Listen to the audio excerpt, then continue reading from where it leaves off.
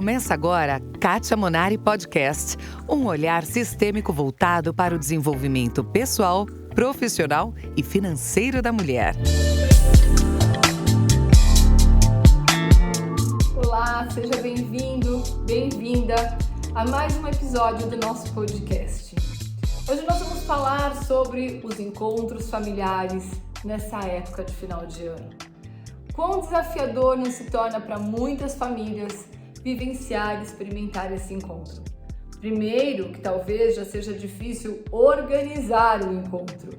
Cada um com as suas particularidades, cada um com as suas histórias, e as conexões nem sempre acontecem.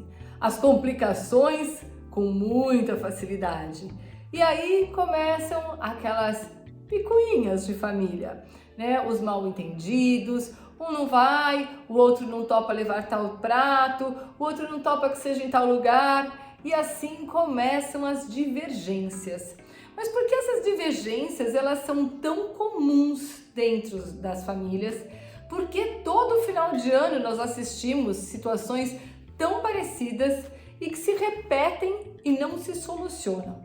Um momento que seria para confraternizar, para viver a experiência do amor, acaba se tornando momentos de dor, de descompasso, de desestruturação. Alguns casais acabam discutindo, afinal de contas, envolvem pessoas que tanto amam e se torna um perrengue, né? Chegar ao final das festas com tudo organizado e com todos em paz se torna uma jornada desafiadora, mais difícil do que qualquer maratona.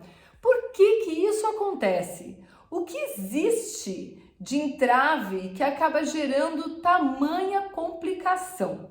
É importante nós compreendermos que todas as famílias possuem as suas próprias histórias. E essas histórias, elas deixam marcas, elas deixam registros. Se elas foram bem resolvidas no passado, se a conciliação aconteceu, se o esclarecimento ocorreu, fica tudo em paz. Mas quando essas conexões acabam se desentendendo, quando relacionamentos acabam se rompendo, quando julgamentos acabam gerando danos, fracassos, ressentimentos, raiva, rancor, rupturas e até mesmo um calar-se, sabe? Quem já não ouviu uma história onde o pai diz: esse filho morreu para mim, ou esse pai e essa mãe morreram para mim. Então é importante nós compreendermos que muitas vezes o que acontece e fica mal resolvido, em algum momento vai bater na nossa porta novamente. E quando bate na nossa porta dessa forma, acaba gerando um tamanho desconforto, porque nós não sabemos muito bem como lidar e até mesmo não entendemos o porquê isso está acontecendo. Mas a verdade é que acontece com a maioria de todos nós. Quem nunca se viu diante de uma situação mal resolvida na família sem saber qual é o rumo que deve tomar? Dentro desse quadro todo, existem muitas situações, muitas raízes que podem ter gerado esse tipo de desorganização. Aquilo que não foi dito, os segredos que não foram revelados, as rupturas, o apontar de dedo, o ressentimento silencioso. Sabe aquela mãe, aquele pai que carregam: puxa, se minha filha ou meu filho não tivesse se casado com essa pessoa, ela não teria se afastado da nossa família, ela não teria deixado de participar das reuniões com a gente. Ele é o culpado, ela é a culpada.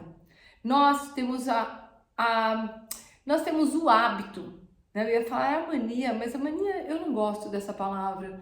Nós temos o hábito de buscar culpados para tudo que acontece na nossa vida. Mas a verdade é que se um filho se afastou, existe uma dinâmica mal resolvida no passado que ainda precisa ser esclarecida. E aquele marido, aquela esposa só vem como forma de contribuir para que essa solução aconteça. Não existe um culpado, uma culpada, não existe um causador, não existe algo intencional, mas no fundo, existe um sistema desorganizado que espera estabelecer a ordem, espera organizar aquilo que ficou em desordem. Deu um pico de luz aqui se você está me vendo com imagem, você deve estar dizendo: caramba, o que aconteceu? Literalmente acabou a energia.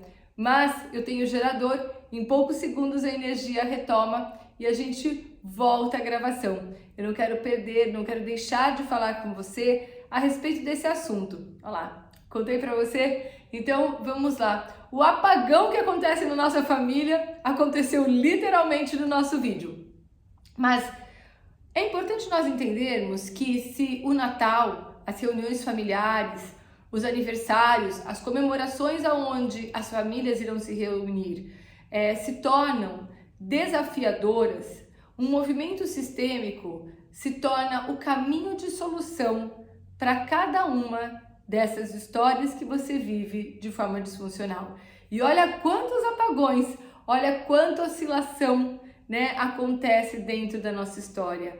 O que ficou obscuro no passado precisa agora vir à superfície de uma nova maneira, de um novo jeito. Quando lá atrás nós vemos um pai e uma mãe que não abençoam um casamento, nós compreendemos que a família ela tem continuidade a duras penas. Ela tem continuidade a partir de sentimentos que ficaram muito mal resolvidos. Um pai que não abençoa aquele casamento esperava que o filho tomasse partido da opinião, do conselho que ele deu. E quando ele não é levado em consideração, ele fica com o sentimento de que tudo o que ele fez foi em vão. Nada que foi praticado teve um propósito maior. E assim ele começa a se sentir sem valor, desvalorizado, incompetente. E de alguma forma as gerações seguintes vão passar a viver essa repetição, às vezes de forma muito sutil. Um filho, um neto, um bisneto passam a se sentir desvalorizados no trabalho, por mais que tentem falar, trazer a sua opinião, não são levados em consideração. Parece que dentro do trabalho ninguém leva em conta o valor que eles possuem e as sugestões que eles dão, as propostas que eles fazem, as propostas ficam engavetadas, não podem vir à superfície, uma promoção, um reconhecimento não pode vir. Tudo isso pode ser proveniente de uma falta de bênção de um pai ou de uma mãe em uma relação. E quando os pais não abençoam essa união, reunir pessoas se torna desafiador, porque é como se fosse contra o princípio daquele pai, daquela mãe, como se fosse um desafio, como se fosse um embate para aquele pai e para aquela mãe estar gerando aquele encontro. Então, muitas vezes as reuniões elas se tornam resistentes a acontecer, ou parece que tudo gera um entrave para que aconteça, exatamente porque ali no passado um relacionamento não foi abençoado.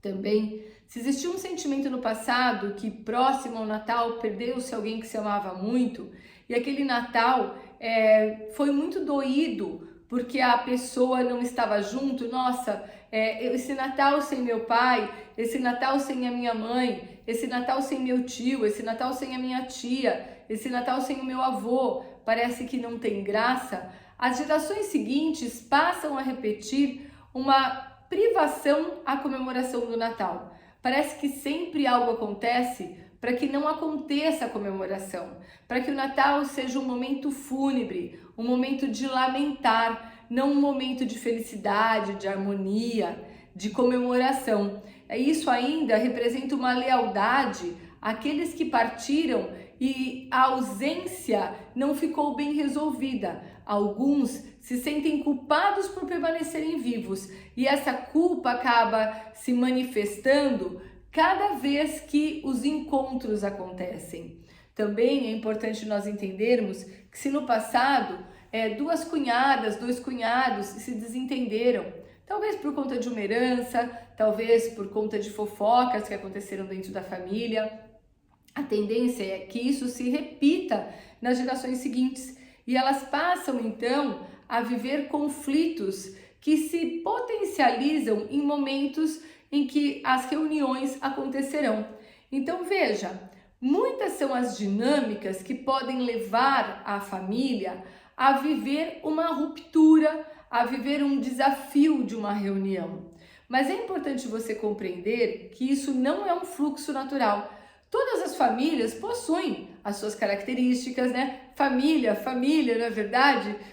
Quantas músicas nós já não ouvimos que repetem histórias familiares? Mas é importante nós compreendermos também que essas repetições, elas podem cessar e dar lugar para um movimento de harmonia, de paz, de celebração. As reuniões familiares não precisam estarem baseadas em contextos de discussão, de discórdia, em contextos desafiadores.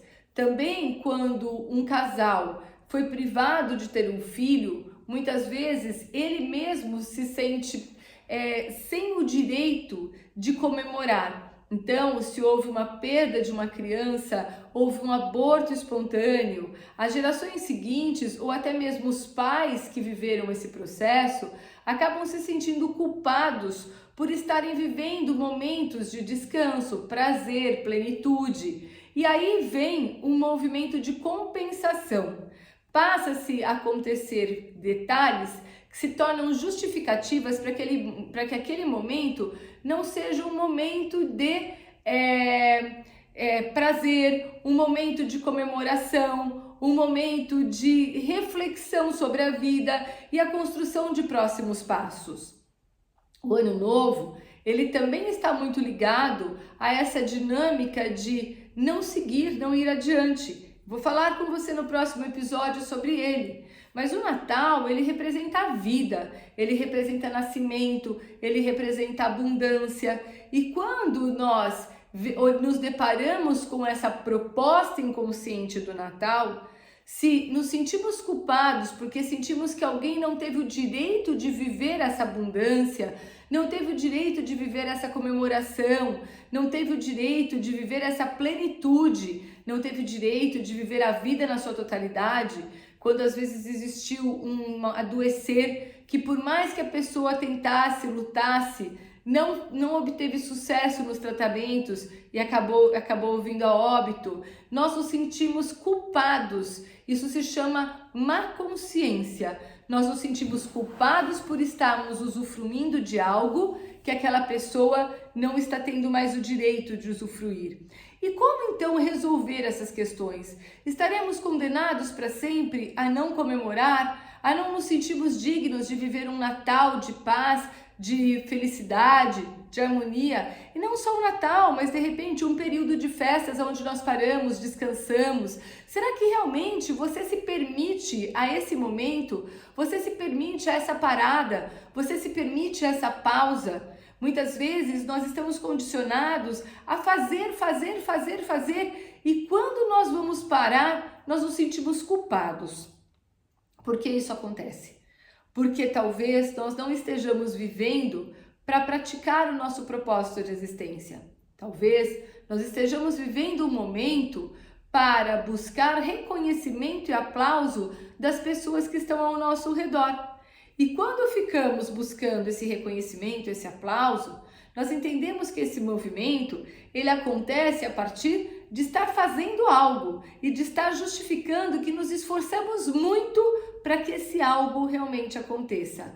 Então começamos a buscar fazer e olhamos ao redor buscando se tem alguém nos aplaudindo. Isso se chama significância. A mente humana, ela busca muito por essa significância, mas é uma satisfação momentânea. Ela se basta, ufa, conseguiu aplauso, consegui superar as expectativas, mas no momento seguinte, ela já começa a correr de novo atrás de um outro alvo, atrás de uma outra estratégia de novamente receber um aplauso e dizer: ai, consegui, que bom, foi bom demais, mas tudo isso é muito superficial.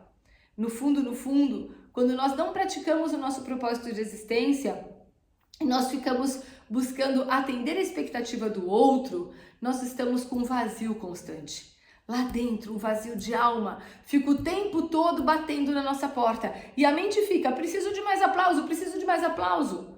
A mente, ela existe buscando prazer imediato. Mas o nosso ser, a nossa alma, a nossa essência interna, ela precisa viver a sua melhor contribuição. Quando nós conseguimos silenciar os pensamentos, e dar um espaço para que essa alma se sustente, traga à superfície as inspirações, a criatividade, a sua melhor forma de contribuição, o silêncio ocupa a nossa mente e nós nos sentimos então extasiados, nós nos sentimos completos, transbordantes. Esse transbordar, ele vem de uma profunda paz interior, de um silêncio, de uma escuta que gera uma orientação, uma inspiração, um norte. Então, nós decidimos qual é o endereço que nós colocamos no nosso GPS e seguimos adiante. Parar faz parte do processo. É no silêncio que nós compreendemos quais são os movimentos que desejamos escolher fazer a partir dali. Mas nem sempre nos permitimos.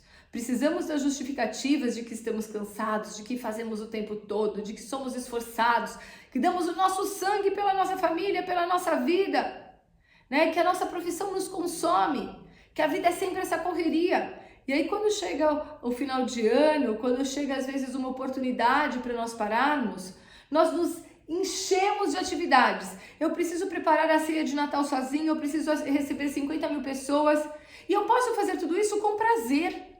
Eu ontem, com a minha filha, nós produzimos mais ou menos umas 300 bolachinhas. Por quê? Porque nós quisemos criar caixinhas para presentear pessoas que estão ao nosso redor. As pessoas que nos auxiliam na academia, as pessoas que nos atendem, cuidando, né, de nós, fazendo a nossa unha, o nosso cabelo, as pessoas que estão ali na recepção, nos acolhendo.